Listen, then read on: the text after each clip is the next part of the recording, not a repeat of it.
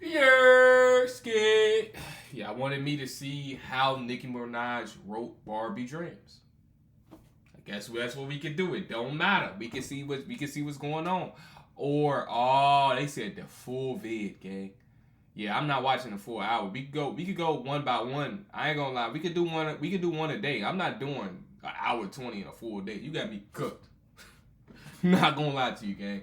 But yeah, we could do the other ones one by one every other day. I mean every day. Do the next one tomorrow. But yeah, if you new, subscribe. We're in the road to 2,000, man. We like 140 away. I love y'all, man. Y'all my life. If you want to see recommendations, my Instagram will be in the description. I love y'all, man. Ain't nothing too big to get to it. Say it with me. Network. Let's go. You when you decided to do Barbie Dreams, and were you thinking, did you know, like, yo, you knew you touched this in '07? Yes. And a lot of people ain't know it, but when did you decide, you know what, it's time, I'm going back in on this? I just it's been in my mind for a while. And then when I was dating someone, right? And I said, I asked him what he thought, and I don't think he would have been too fond of it. So being that we happened to break up, I was able to, slide that in there. And I've been putting the bars together. But one day, this is a true story, but one day I was coming to the, I see black people moving, that means food. The food, yeah. Whenever black people when you start losing their attention. Yeah. But it's okay, y'all. You guys are hungry. You guys get food. I'll be here talking. Don't worry.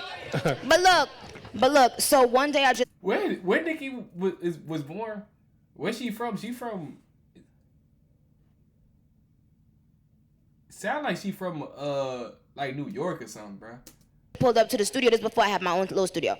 I pulled up to the studio and Rob, I'm not kidding. I don't know why, I was like in a really good mood and I just started freestyling some stuff like the Uzi line, and I was just making myself laugh. And my assistant was in the front seat of the car and she was looking at me like, yo, what is she doing? So, and I was just, but you guys, be quiet a little bit, y'all. Yeah, orderly. Because Rob is going like this.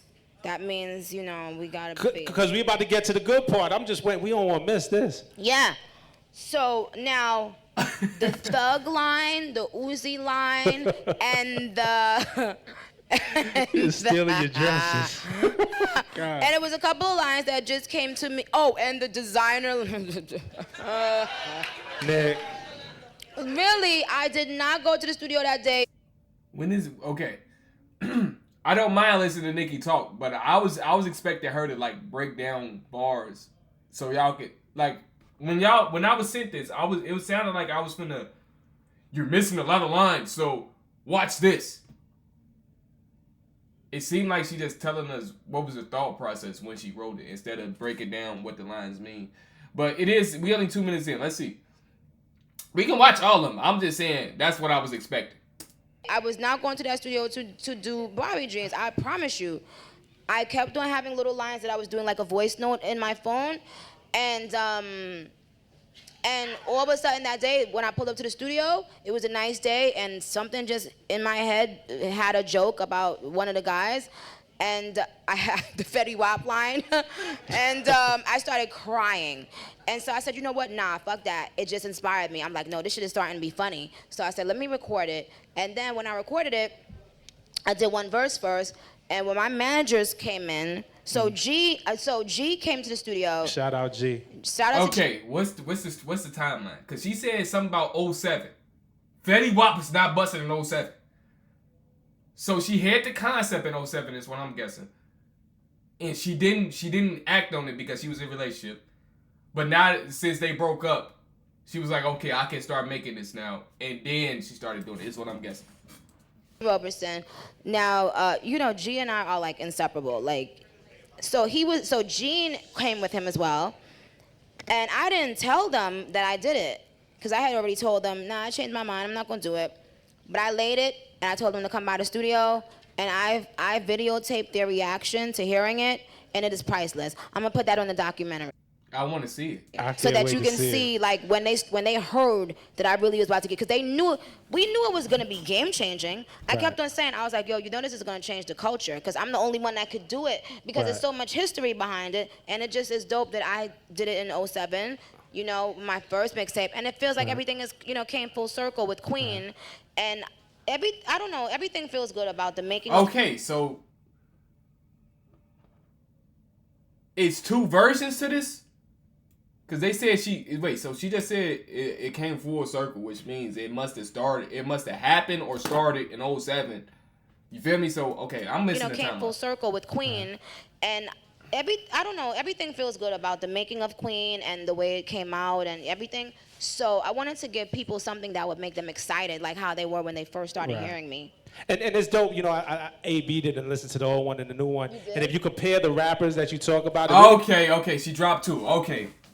Should we listen to the first one? You back to a time when, like, there was a lot of Dipset talk in the first one, but, you know, being from New York, like, of course, you know what I'm saying? And now the new version is just so dope, but it's dope to listen and compare to where you were in '07 and where you are now with it. True story, I have not listened to the old version, but because you said that, I want to go and listen to it.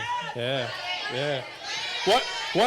One question I want to know, 2 things. Again, it wasn't a diss track. It hurt me when I seen you had to tweet and explain that.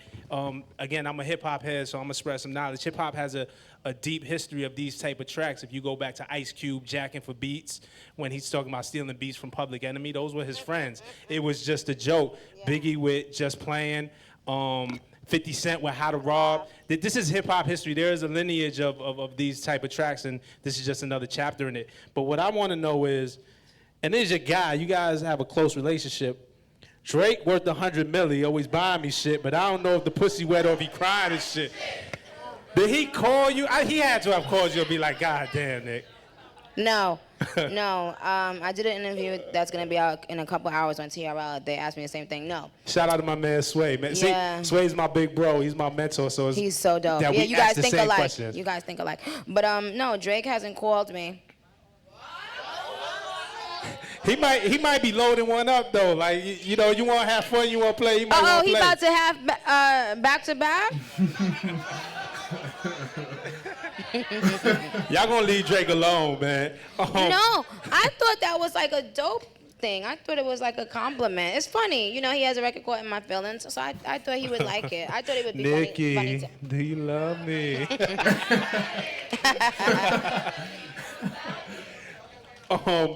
And listen, and it was also dope to me that you mentioned Meek and had a Meek.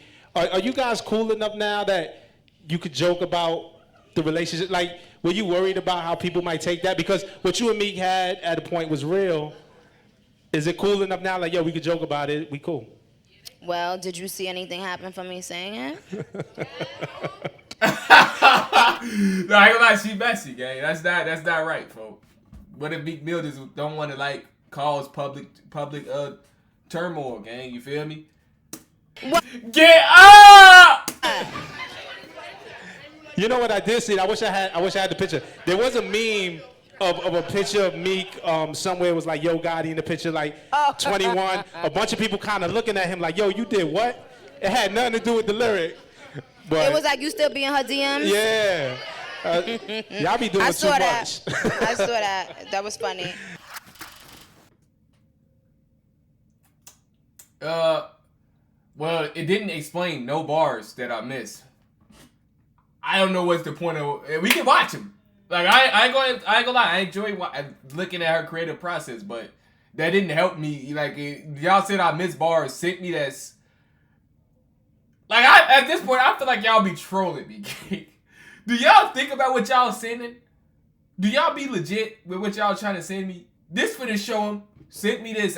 She didn't explain no bars that I missed at all. I feel like the lines was very self-explanatory. But I guess it was more so you wanted me to watch the whole thing instead of just that one. So I'm gonna give you a pass. This not you trying to be this wasn't necessarily about this, but you did send this because of that song, because you said something about Barbie Dreams. in the message. So I'm gonna give you a pass. We just gonna see how the other ones go. If you're new, subscribe. I love y'all, man. Y'all my life. See y'all next one. If you want to send recommendations, my Instagram will be in the description.